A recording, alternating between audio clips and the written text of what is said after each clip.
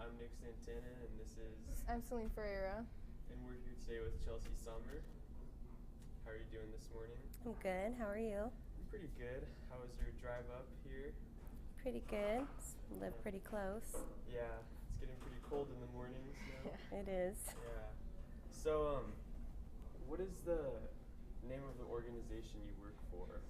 I work for Providence Intervention Center for Assault and Abuse. Right. It's also known as PICA, Pika. and we're housed at Dawson's Place, which is in North Everett. And so, what exactly do you do?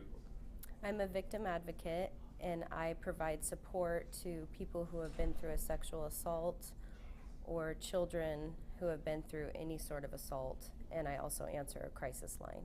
Wow. So, sounds like you're pretty busy. What kind of so the kind of cases that you work is it like exclusively with victims of sexual assault, or is it more broad, but that's just what you mainly do? Yeah, so I work as a team with a forensic nurse, and I personally work with ages 18 and over, sexual assault only, and anyone under the age of 18 can be any sort, domestic violence, physical child abuse, sexual assault. But the nurses work with stabbing victims, shooting victims, anything that needs forensics collected. I see. So what is, I guess, like the most common case that you work? I mostly see sexual assault. And is that for people 18 and over, or is it typically for younger? It's both. Both? Yeah. I see. And so do you have like a set of like scheduled hours, or because I know that you get like called in a lot? So I work on call. It's per diem. So I sign up for shifts either 5 a.m. to 5 p.m. or 5 p.m. to 5 a.m. and I can get called in anytime within those hours. Yeah. Okay. So, and if you get called in, you just have to like basically drop everything and head over. Right. And is it always to the same location, or is it to like the scene of where like So we everything work, happened? we work at 4 different emergency departments. So we work at the Colby campus, Providence Colby campus, Swedish Mill Creek, Swedish Edmonds, and every blue moon we get called to the hospital in Monroe. So, Okay. so like there's a chance you'll get called to any of those locations. Wow. And so that sounds pretty like I don't know. Well, So obviously your work is like local, and you don't really have to travel farther away from like those locations for work. Right. It's all within Snohomish County. Yes, yes. how long have you worked in this field? I've been a paid employee. My 1-year date was yesterday, but I also volunteered for 2 years prior. And how has, do you feel as though you have an impact on any of your clients? Yeah, definitely. Yeah. Especially the kids. They Yeah. always want to come home with me. So. Oh. That's so cute. Yeah. Do you feel like working with them really like impacts their future? I would hope so. Yeah. It's hard to tell because I only see them one time usually, and then it Yeah. goes to I don't do follow-up care. I So see. Okay. So it's just like a one time you go and you meet with them, and you basically just like try and connect with them and figure out what happened. yeah. So the nurse asks a series of questions and kind of gets the background on what happened. With children, a lot of times they don't even know why they're at the hospital. They just know their parents wanted them to get a checkup. And then I provide community resources, I give counseling referrals. We have a 24/7 hotline that we give out the number to their parents, and so they can call anytime, day or night. Yeah. So you say that you provide, was it communication services or sources? Community resources, so counseling, if they're homeless, homeless shelters will look up, see if anyone can take them in for a night, find people that give hotel vouchers. Yeah. We make sure they have a safe place to go, a ride home from the hospital. Yeah. Basically, So just, like, whatever they need. Whatever they need to get through the night. Mm-hmm. Yeah. You said that you have a certain amount of hours that you work. How many times do you get called in usually? Sometimes I don't get called in at all, but like sometimes I'll get called 2, 3, 4 times in a night. So Wow. it depends. Tuesday typically is our busiest day for some reason. Really? Mhm. So you could like say you get called in one night around like 5:30, and then you could go work a case and then come home, and then you could get called in again, and just as many times as they like. As it's needed. Yep. Wow, that's. Now, is it just you like that is working at once? Right. So there's only one forensic nurse and one advocate on call at a time. Okay. And then have you ever had to deal with getting called in somewhere else at the same time? Yeah. Ooh. So it's first come, first serve. Clients sometimes have to wait 2, 3, 4, 5 hours for us to get to them. Yeah. So it's really like uncertain where you'll be and how long you'll be there. It's just like you'll be there for however long you need to be and stuff. Yep. And then if you get called in, you have to either someone. Oh wait, there's only one forensic nurse and victim advocate at the time, so they just have to wait until you're done with case. Yep. So what like made you want to be in this field of work? Was there anything that like was a definite like, oh, I want to be a victim's advocate? Well, I actually was an insurance agent. I hated my job, so I quit and I went to school and I took human services classes because I like to help out in the community. I like to be a part of the community. Yeah. And an advocate came from Providence and talked to us about what she did. I had never even heard of an advocate, so I wanted to get involved, and there's just a class you have to take, and I took that class and became a volunteer, and then eventually got hired on. How long does the class take? It's only like I want to say 6 weeks, but it was like 4 years ago that I did it, so I don't remember. Yeah, so being a victim's advocate, you have to be like a really good communicator and a really good listener. So we have a segment prepared about a girl who has supersonic hearing. We'll be right back. How was your Halloween? Mine was pretty good. How was yours? Mine was good. I went to Leavenworth and I went to like this really cool diner place. Oh, I wish Celine was here. I don't know how to do this problem. My Halloween was nice. I went trick-or-treating and I went, wait, I needed for homework a river.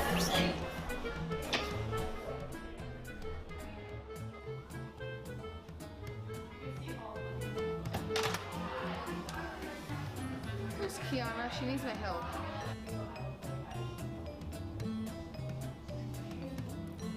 How did you hear me? I have super hearing. Gosh, I can't believe that Celine just left me. How rude.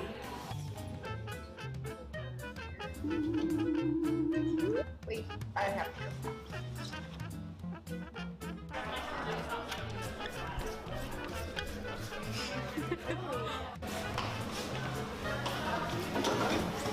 I'm sorry, that was really weird of me. Where were we? As I was saying, I need help. My Halloween was fantastic. Hold that thought.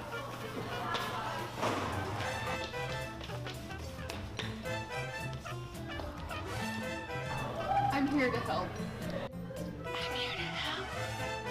She is so rude. Why am I even friends with her?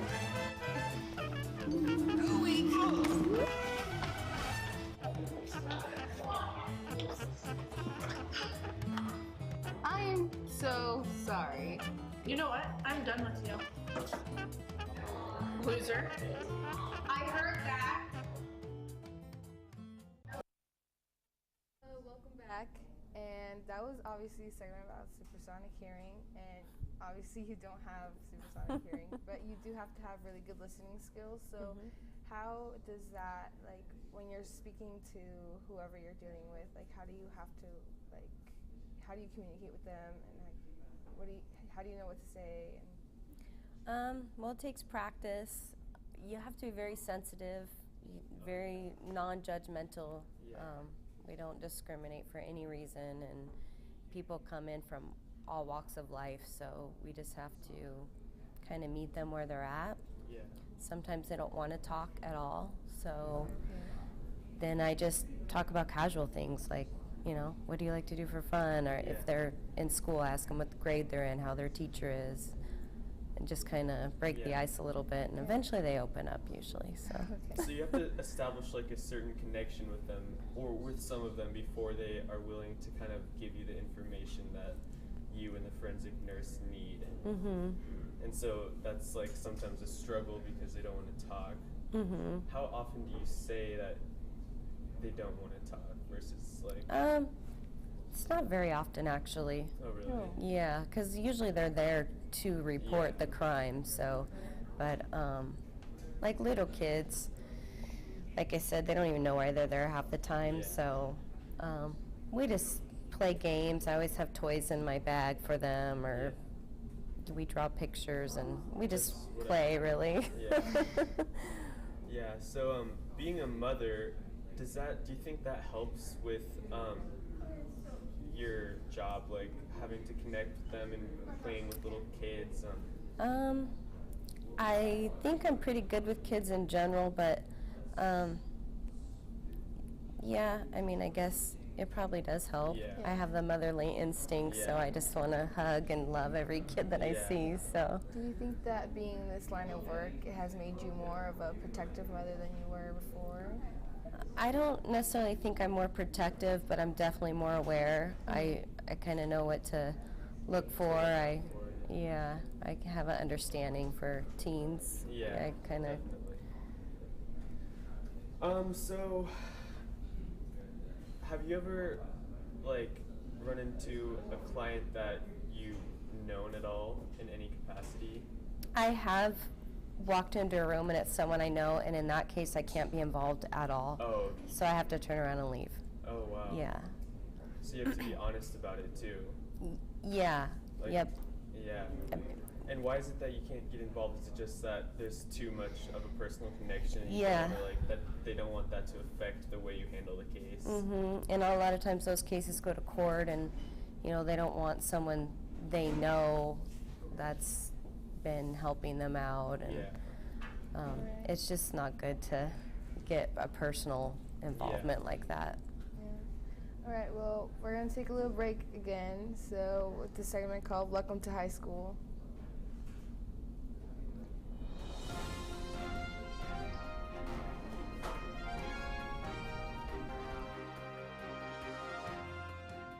Hello everyone, my name is Nick Nicholas, and this is high school. You might have heard a lot of people say before that high school is the scariest place on earth. Well, I'm here to tell you that it is. What are your thoughts on high school? Don't talk to me! You see? I'm taking a really big risk here. I'm gonna go interview a teacher.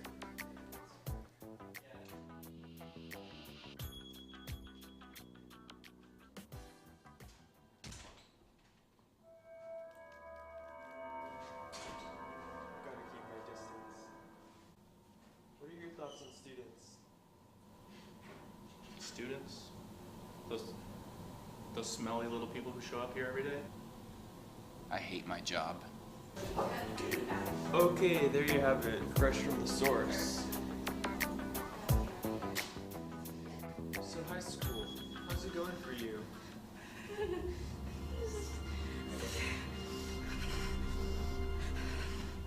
Well, there you have it. High school, the worst place on earth.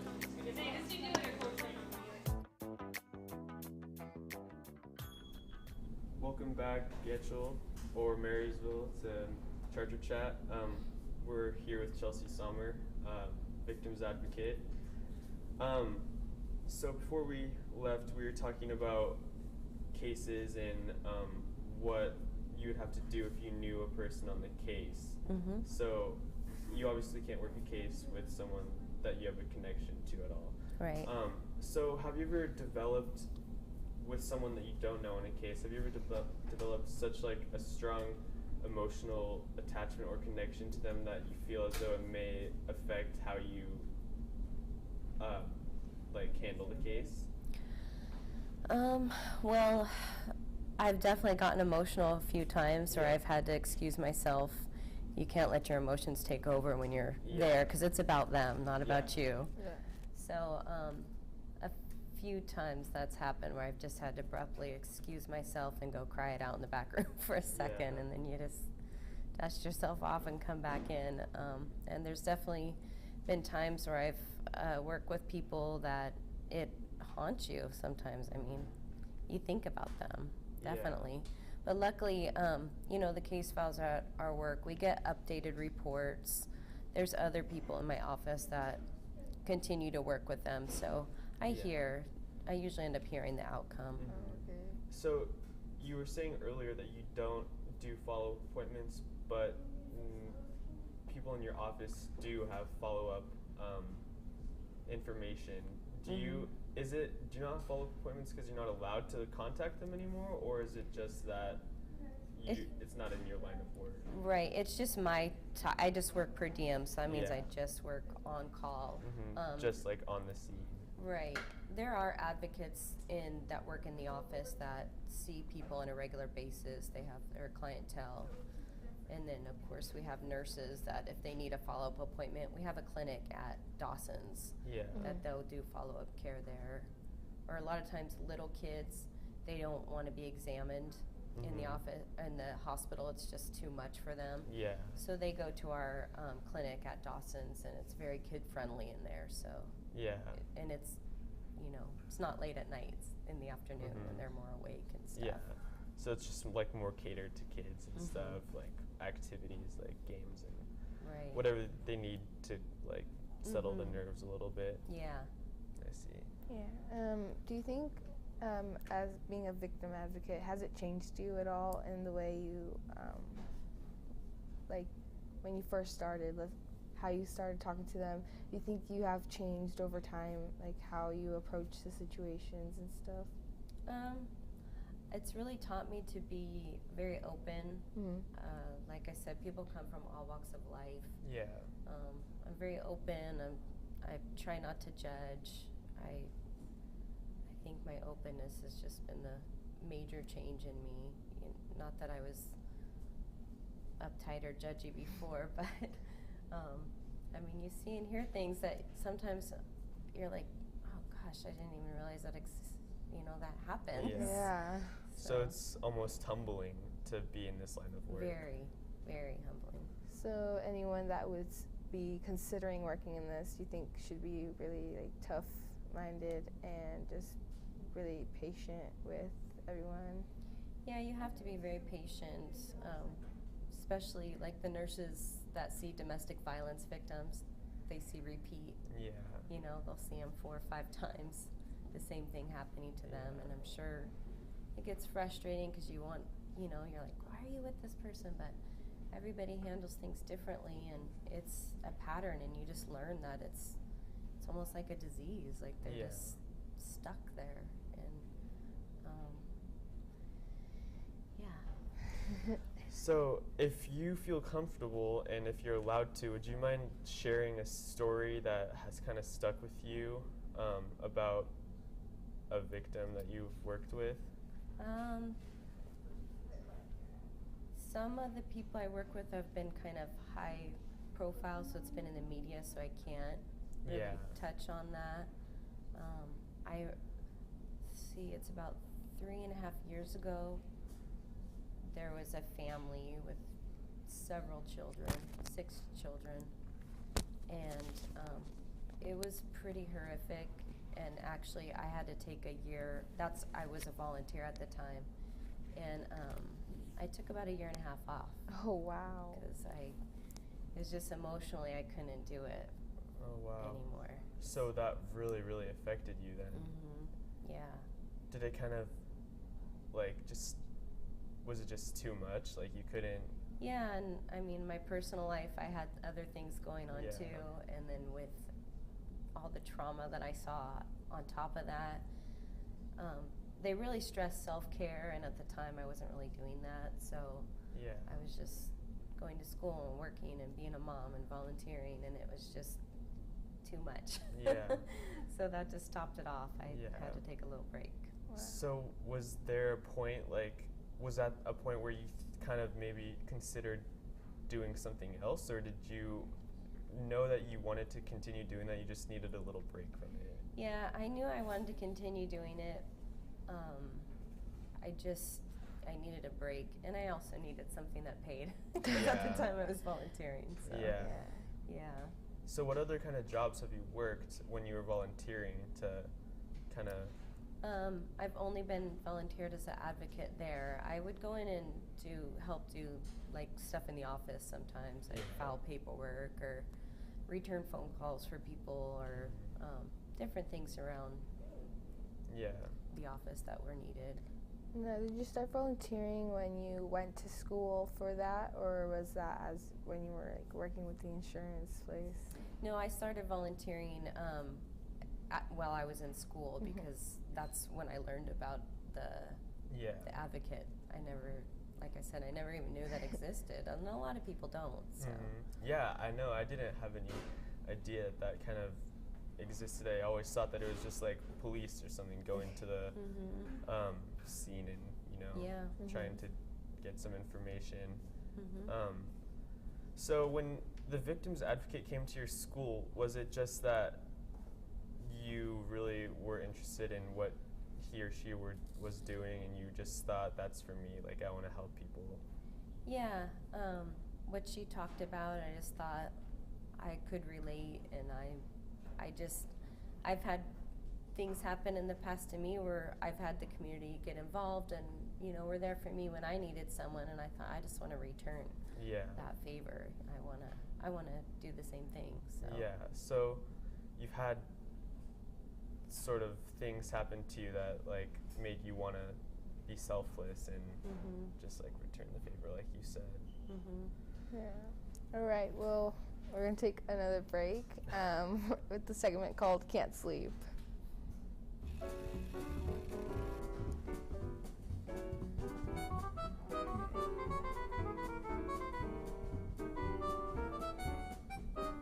Hey, how long is this segment, and how long do we have left on the show?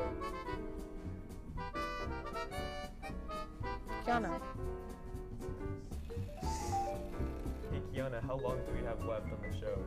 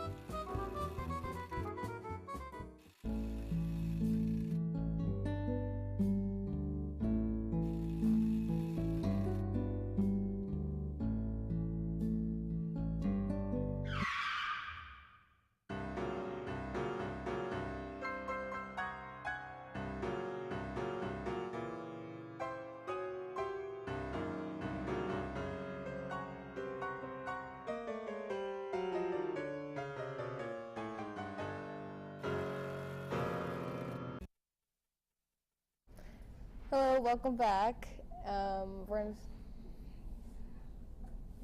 Okay, sorry.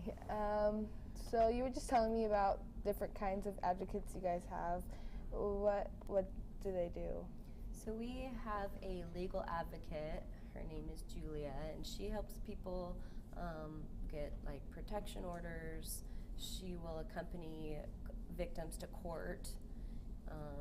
She takes care of all the legal parts of the situation, and then we have a sex trafficking advocate. So she works with a lot of teens. She works at Denny Youth Center. If we have a client come in and we feel that they're being trafficked, then we call her and we say, hey, we have this going on. What do you think? And a lot of times she'll know them. She'll say, oh, yeah, I know who that is. You know, tell them I'll call them tomorrow, just finish the case. And sometimes she'll say, that does sound like they're being trafficked. I've never met this person. I'm going to come in. And we only have one of those, so she's on call 24/7. Oh, wow. Yeah. So it's kind of up to you guys to judge, like, whether or not they're being trafficked? Yeah, you kind of pick up on different things they'll say. It's always their boyfriend. Yeah. A lot of times they've been like in a motel or being held against their will. Yeah. Or you kind of just learn what to pick up on. Yeah. So, what are some things besides like what are giveaways that they might be in a? That's hard to say. I mean, very rarely do they come out and just say it. Yeah. They usually it's, you know, they'll talk about being with multiple men. They've been beaten. I don't know. I can't really give specifics. It's really hard to say. I understand. So, is it, you say mostly, or you said like it's mainly women. Is there men too that have been trafficked that you've come across, or? I personally have not come across any, but we definitely have men. Yeah. You know, men who have been victimized, men who have been trafficked, boys. Yeah. You know, but I don't think it's as common as women, but there's definitely happens. Yeah.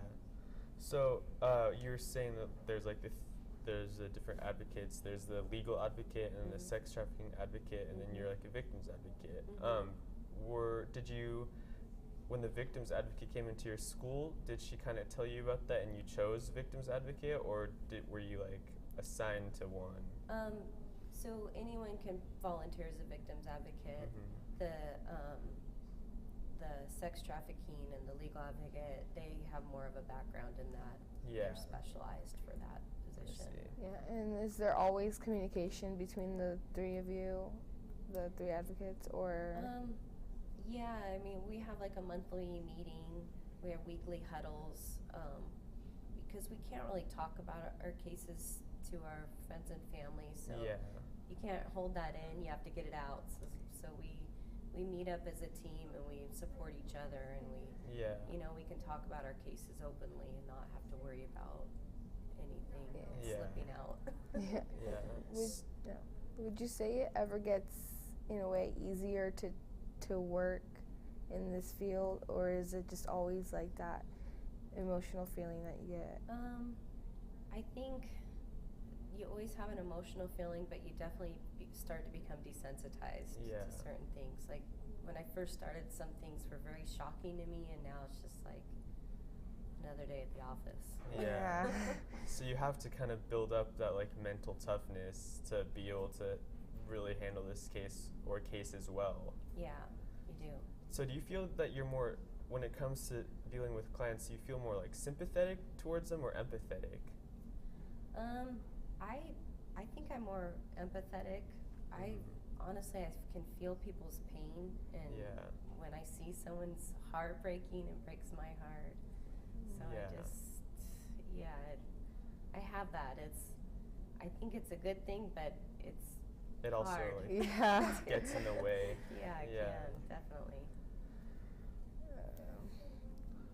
So like when you're working and you're with clients, do they ever, like you said, like little kids, they always want to come home with you. Do other patients or clients, do they want to continue having like a relationship with you too? Yeah, it's hard because we kind of become buddies who are there for 2-3 hours at a time.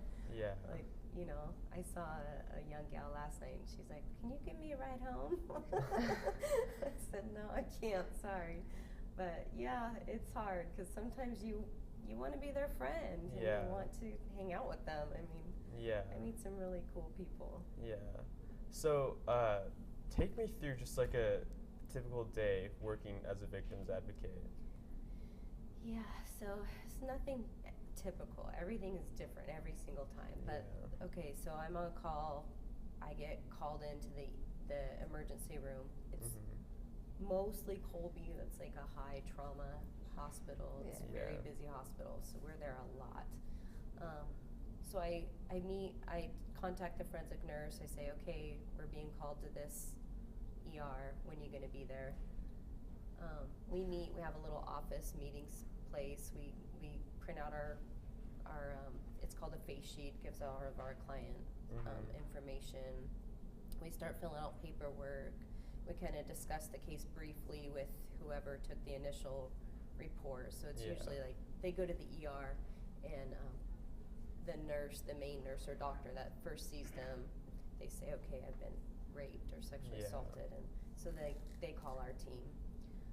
So we kind of talk briefly about why they're there, and then we just go to work. We go into the room, we get their story, we get their health, a little bit of health history. We just talk about what their needs are, make sure they have somewhere safe to go that night. The nurse will do an exam. If we're reporting to law enforcement, we contact law enforcement and CPS for every single person under the age of 18. We're mandated reporters. If you're over the age of 18, it's your choice. So if they want law enforcement, we'll call them, and we sit there while they're being interviewed by the police just to help. A lot of times that's intimidating. The comfortability. So we'll just support them through that and help them figure out what's next. What do I do next? Where do I go from here? So we just give them a packet full of phone numbers and resources and kind of a plan of what we're going to do. So like when you're trying to figure out where they go for the night, how does that work?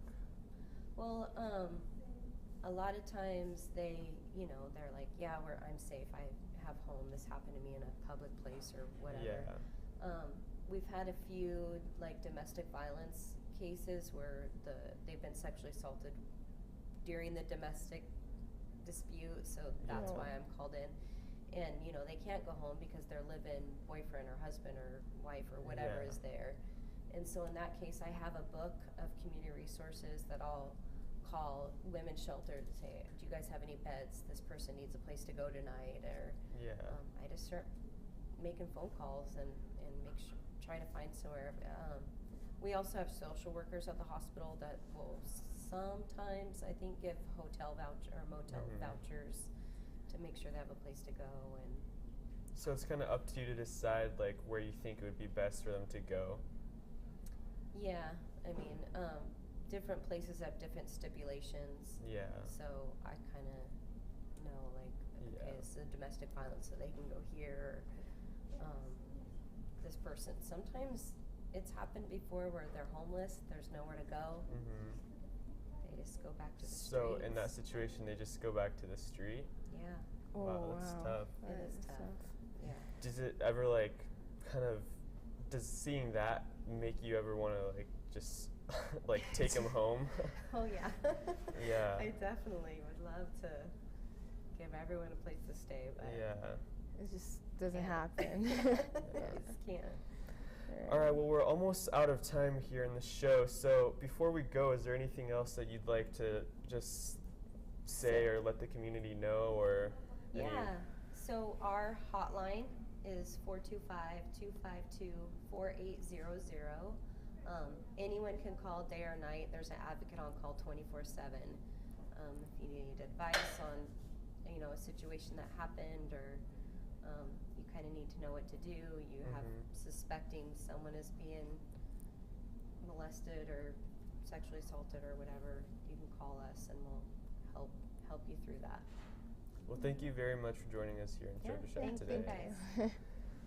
That's all. Right.